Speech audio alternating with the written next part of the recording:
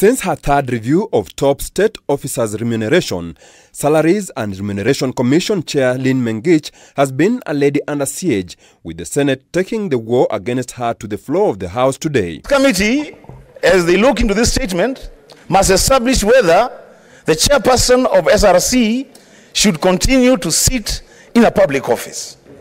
A motion should be brought into this House and in the lower house to discuss the possibility of sending her home and ultimately actually disband that commission.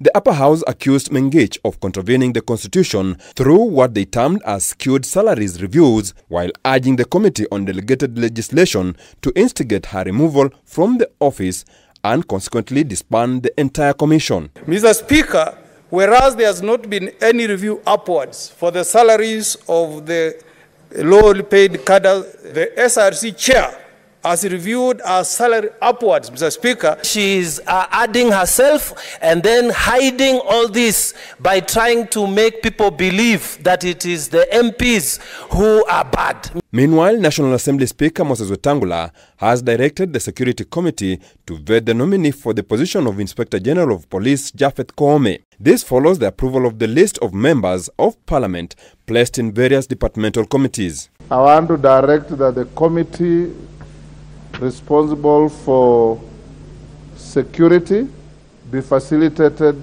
as early as tomorrow morning so that they can get into business with the committee of the Senate to vet the nominee for Inspector General next week.